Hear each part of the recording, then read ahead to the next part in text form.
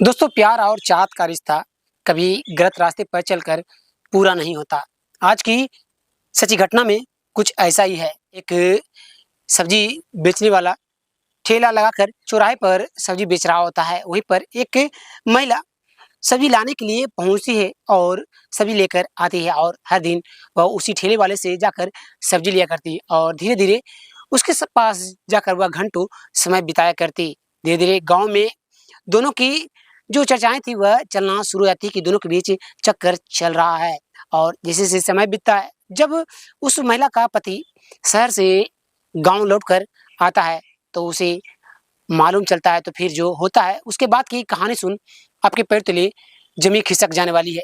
नमस्कार, आदाब, सत श्री अकाल दोस्तों, मैं करण राज, आप देख रहे हैं अनोखी अपराध।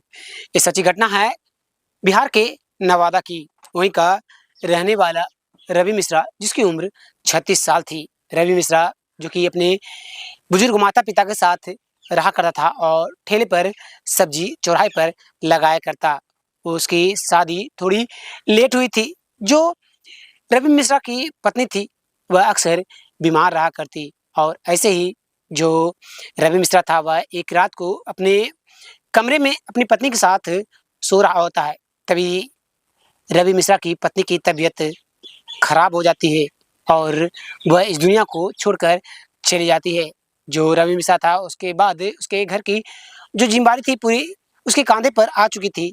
लेकिन वह अपनी पत्नी के जाने के बाद वह अकेला उसे महसूस हो रहा होता है, जिससे कि वह अब जो है अपने पत्नी को जाने के बाद अब उसे कुछ सुहाता नहीं है। लेकिन जो वह राजीव मिश्रा था, वह अपने माता-पिता को देखकर वह जीने क में के एक हौसला उसके अंदर आता है और अपने माता-पिता के लिए वह मेहनत करना शुरू करता है और गाँव के ही बाहर चौराहे पर सब्जी को सब मंडी से लाता और ठेले पर लगाकर वह सब्जियों को बेचा करता और ऐसे ही दिन समय बीतता जा रहा होता है। जिस चौराहे पर रवि अपने सब्जी के ठेले को लगाया करता, वहाँ पर कई पास के गाँव के जो लोग थे, वह सब्जी लेने के लिए वहाँ पर आया करते और जो सभी के जो लोग थे, वह जब रवि को देखते तो वह रवि की काफ़ी ज़्यादा तारीफ़ें करते कि रवि जो है वह काफ़ी ज़्यादा मेहनत किया करता है। सुबह सब्जियों को लाता है और पूरे दिन सब्जियों को बेचता है और अपने माता-पिता का बहुत अच्छे से ख़्याल रखा करता है। जो रवि था वह सभी को मुस्कुराकर सभी को जवाब दिया करता। दिन समय गुज़रता जा रहा होता है। वहीं के पास के ही गाँव का रहने वाली काजल, जिसकी उम्र 28 साल थी। जो काजल थी उसकी शादी कुछ दिनों पहले हुई थी। जो काजल थी वह अपने ससुर के साथ अपने घर पर रहा करती थी। जो काजल का पति संजय था, वह पुणे में नौकरी किया करता था और साल में 2 से 3 बार ही गाँव पर वो आया करता। जो काजल के ससुर थे, उनके हाथों में उतनी ताकत नहीं थी कि वह खेती-बाड़ी का भी काम कर सके। इसलिए काजल के काँधे के ऊपर घर की पूरी ज़िम्मेदारी थी। वह सुबह उठती और सब्जियों को लेने के लिए वह रवि मिश्रा के ठेले के पास चली जाया करती और कहती कि आलू कैसे दे रहे हो?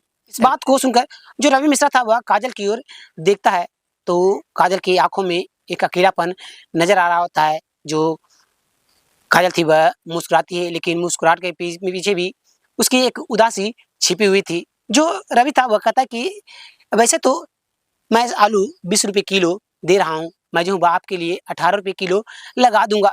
जो काजल थी वह मुस्कुराते हुए कहती है कि ठीक है, मुझे जो है वह 5 किलो आलू दे दो क्योंकि मेरे घर पर आलू समाप्त हो चुका है। इस बात को सुनकर जो रवि था, वह तुरंत आलू को तौलता है और दे देता है। जो काजल थी वह मुस्कुराती है और रवि से सब्जी को ले लेने के बाद वह वहाँ से वापस घर चली जाती है और ऐसे ही हर सुबह जो काजल थी वह रवि के ठेले के पास जाती वहाँ पर और रवि के ठेले पे से सब्जी को लेकर चली आया करती। वैसे ही एक सुबह को जो काजल थी वह जब रवि के ठेले पर सब्जी लाने के लिए पहुँचती है, तभी जो राजीव था वह देखता है कि काजल जो है वह काफ़ी उदास लग रही है। तभी वह कहता है कि मैडम, आप कोई दिक्कत है क्या? हर दिन मैं देख रहा हूँ कि आप काफ़ी ज़्यादा उदास रहा करती है। आपकी मुस्कुराहट के पीछे भी जो है वह उदासी छिपी हुई नज़र आती है। जैसे इस बात को काजल सुनती है, वह कहती है कि हाँ, बात ऐसी है कि मेरे ससुर जी हैं, वह काफ़ी बीमार रहा करते हैं, इसलिए मैं जो हूँ वह थोड़ी उदास रहा करती हूँ। इस बात को सुनकर जो रवि था वह कहता है कि मुश्किलें हर किसी की ज़िंदगी में आती है, लेकिन मुश्किलें वक़्त के साथ जो है वह ख़त्म हो जाएगी, आप हिम्मत रखो। इस बात को सुनकर जो काजल थी वह रवि मिश्रा की ओर देखती है और कहती है कि आप भी तो हमेशा यहाँ पर सब्ज़ी बेचा करते हो और कभी मैंने आपके घरवालों को नहीं देखा, कोई आपके घर में नहीं है क्या? तभी जो रवि मिश्रा था वह कहता है कि मेरे बुजुर्ग माता-पिता हैं घर पर, वह कभी ठेले के पास नहीं आया करते हैं। तभी जो काजल थी वह कहती है क्या आपने अब तक शादी नहीं की है?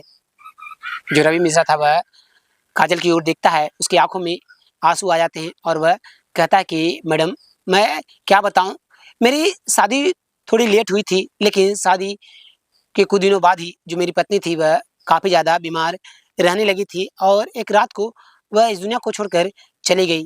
तब से मैं जो हूँ वह अपने माता-पिता को देखकर ही मेहनत कर रहा हूँ ताकि उन्हें मैं जो हूँ वह सहारा दे सकूँ। जैसे इस बात को काजल सुनती है, वह कहती है कि आपकी कहानी जो है वह बिल्कुल मेरी तरह है। मेरा पति भी जो है वह हमेशा पुणे में रहा करता है, साल में 2 से 3 बार ही आया करता है। मेरी शादी के महज़ 1.5 साल बीते हैं और जो मेरा पति है वह अभी मात्र 1.5 सालों में 2 बार ही घर पर आया है और मेरे घर पर मेरे बुजुर्ग ससुर हैं, जो कि अक्सर बीमार रहा करते हैं। इसलिए मैं हमेशा काफ़ी ज़्यादा उदास रहा करती हूँ। दोनों जो थी वह एक-दूसरे से दुःख, दर्द को बाँटते हैं। जिसके बाद जो काजल थी वह वहाँ से सब्ज़ी को ले लेने के बाद चली जाती है और हर दिन वह ठेले के पास पहुँचती सब्ज़ी वाले के पास और रवि से बातचीत किया करना शुरू कर दिया करती। घंटों-घंटों दोनों एक-दूसरे से बातचीत किया करते, एक-दूसरे के बातों में करते-करते खो जाया करते। और ऐसे ही दिन समय बीतने लगता है, जो काजल थी उसे अब लगने लगता है कि अब यहाँ पर कोई अपना है उसका है, जो कि उसे समझता है और उसके बात को सुनता है। जो रवि था उसे भी अब लगने लगा था कि उसकी एक जीने की उम्मीद मिल चुकी है काजल, जो कि उसे अपना समझती है। दोनों से वह एक-दूसरे से बातचीत किया करते, चोरी-छिपे मिला करते, एक-दूसरे से घूमने के लिए साथ चले जाया करते और दोनों व्हाट्सएप पर चैटिंग करना शुरू कर देते हैं। दिन समय ऐसे ही बीतता जा रहा होता है। दोनों कई बार एक-दूसरे के साथ मिलते हैं, समय बिताते हैं। उसी दौरान कुछ गाँव के जो महिलाएँ थीं, वो जब सब्ज़ी लेने के लिए रवि के पास पहुँचती है, तो देखती है कि काजल जो है वह वहीं पर बैठी हुई है और दोनों एक-दूसरे से बातचीत कर रहे हैं, जिससे एक-दूसरे को वह काफ़ी अच्छे से जानते हैं। जो गाँव की जो वह महिला थी, वह काजल को पहचान जाती है कि वह उसी के गाँव के रहने वाले संजय की पत्नी है, जिसकी 2 साल पहले शादी हुई है। जो वह महिला थी जब गाँव लौटती है, तो गाँव में कई महिलाओं से इस बात को बताती है, जिसके बाद ये बात जो थी वह सभी के कानों तक पहुँच जाती है। सभी लोग जो थे वह रवि और काजल की बातें करना शुरू कर देते हैं कि काजल और रवि के बीच जो है वह दोनों में अवैध संबंध चल रहा है। जो रवि और संजय थे, दोनों को धीरे-धीरे मालूम पड़ जाता है कि गाँव में उन दोनों की चर्चा जो है वह चल रही है। रवि जो था वह काफ़ी ज़्यादा डर जाता है कि अब दोनों के परिवार की बात है, अगर हम दोनों जो है वह एक-दूसरे से मिलते-जुलते रहेंगे, तो जो हम दोनों का परिवार है, वह बिखर जाएगा। इसलिए हम दोनों को जो है वह सही रहते हुए समय रहते हुए अलग हो जानी चाहिए। इस बात को सोचकर जो रवि था वह कुछ दिनों तक ठेले पर सब्ज़ी बेचना बंद कर देता है और घर में ही रहना शुरू कर देता है।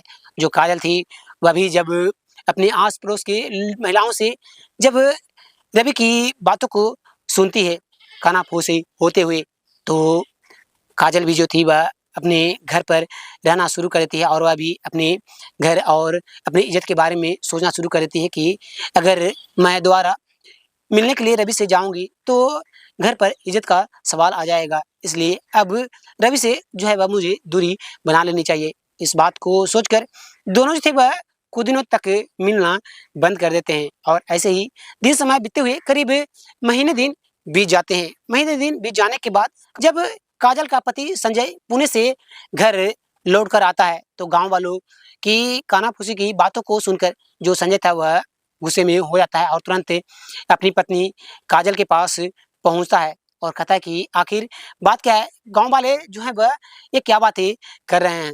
जो काजल थी वह कहती है कि ऐसी कोई बात नहीं है, बस वह सब्जी लाने के लिए जाया करती थी तो वहाँ पर अपने ससुर के बारे में ही बात किया करती थी कि हमारे घर पर जो मेरे ससुर हैं वह बीमार रहा करते हैं और उसी के बारे में चर्चाएँ करते हुए वो लोग ने देख लिया है और इस तरह की बातें वह बना रहे हैं। इस बात को सुनकर जो संजय था वह अपनी पत्नी के ऊपर भरोसा कर लेता है, विश्वास करता है, जिसके बाद रात के तकरीबन 9 बजते हैं। जो संजय था वह और काजल दोनों खाना-पीना खाते हैं और कमरे में सोने के लिए चले जाते हैं। सुबह के करीब 3 बज रहे थे।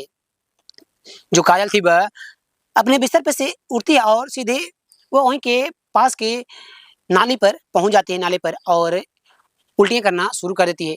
जो संजय था उसे कुछ समझ में नहीं आता। वह तुरंत काजल को लेकर वहीं के पास के मेडिकल हॉल में पहुँचता है, जहाँ पर जो डॉक्टर थे जब काजल को देखते हैं तो वह कहते हैं कि आप जो है वह 2 महीने की प्रेग्नेंट हो। जैसे ही इस बात को काजल सुनती है, उसे कुछ समझ में नहीं आने लगता। वह अपने पति संजय की ओर देखने लगती है और डॉक्टर की ओर। जो संजय था, वह भी कुछ समझ नहीं पाता कि वह तो अभी उसे आए हुए 2 दिन ही हुए हैं और उसकी पत्नी जो है वह पेट से है। जो संजय था वह कुछ भी नहीं बोलता और दवाइयों को डॉक्टर से ले लेता है। इसके बाद वह अपनी पत्नी के साथ घर पर पहुँचता है और अपनी पत्नी को बैठाकर सख्ती से पूछना शुरू करता है कि आखिर बात क्या है? क्या जो गाँव वाले जो हैं वह जो बातें कर रहे हैं तुम्हारे और रवि के बारे में वह क्या सही है? जो काजल थी वह शुरुआत में कुछ भी नहीं बोलती, लेकिन जब रवि सख्ती करता है तो काजल सारी बातों को बताना शुरू कर देती है कि तुम तो साल में 1 या 2 बार आया करते हो, इसलिए मैं जो हूँ वह अकेला रहा करती थी, अकेला खुद को महसूस किया करती, इसलिए उस बीच में मुझे समझने वाला जो है वह रवि मिला, जो कि मुझे समझा करता था और धीरे-धीरे हम दोनों जो है वह एक-दूसरे के नज़दीक कब आ गए, हम दोनों को मालूम नहीं चला। जैसे इस बात को संजय सुनता है, वह काफ़ी ज़्यादा गुस्सा होता है और वह काफ़ी बवाल करना शुरू कर देता है। गाँव वाले संजय की बातों को सुनकर वह संजय के घर पर सुबह पहुँचते हैं। सुबह के तकरीबन 5 बज रहे थे। जो गाँव वाले थे, उन्हीं में से एक व्यक्ति पास के थाने में कॉल कर देता है, सूचना देता है। पुलिस जो थी वह तुरंत संजय के घर पर पहुँचती है और संजय और काजल को अपने साथ लेकर चली जाती है। जिसके बाद जब काजल से पुलिस पूछताछ करती है, तो काजल जो थी वह सारी बातों को बताना शुरू करती है कि उसके पति जो है वह हमेशा बाहर रहा करते हैं और जो रवि है और मैं दोनों जो हैं वह एक-दूसरे से कई बार मिले-जुले हैं, एक-दूसरे के साथ जो है वह समय बिताए हैं। पुलिस जैसे ही इस बात को सुनती है, वह संजय की ओर देखती है और कहती है कि अब तुम क्या कहते हो? तुम्हारा फैसला क्या है? तभी जो संजय था वह कहता है कि काजल के जो पेट में पल रहा है, वह रवि का है और मैं चाहता हूँ कि अगर इसकी खुशी रवि के साथ रहने में है, तो इन दोनों की शादी करा देनी चाहिए।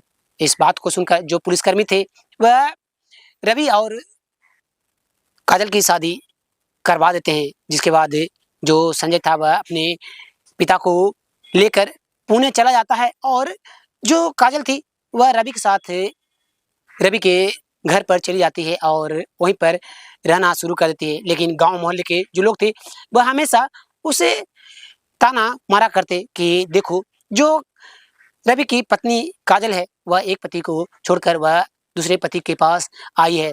इस बात को सुनकर जो काजल थी वह रवि को कहती है कि हम लोग भी यहाँ से दूसरे शहर चलते हैं, वहीं पर हम लोग रहा करेंगे। इस बात को सुनते ही जो रवि था वह हामी को भर देता है और वह भी अपना माता-पिता और अपनी पत्नी काजल को लेकर वहाँ से दिल्ली चला जाता है और वहीं पर रहकर वह सब्जी बेचना शुरू कर देता है। आज वह दोनों काफ़ी खुशी से रह रहे हैं और दोनों के 2 बच्चे भी हो चुके हैं, जो कि एक अच्छे स्कूल में पढ़ने के लिए जाया करते हैं। उन दोनों बच्चों को परवरिश जो है वह बहुत ही अच्छी वह दोनों माता-पिता दे रहे हैं, रवि और काजल। सो दोस्तों आप इस सच्ची घटना के बारे में क्या कहना चाहते हैं? कमेंट कर ज़रूर बताइएगा। फिर मिलते हैं एक और सच्ची घटना के साथ, तब तक के लिए धन्यवाद। जय हिंद।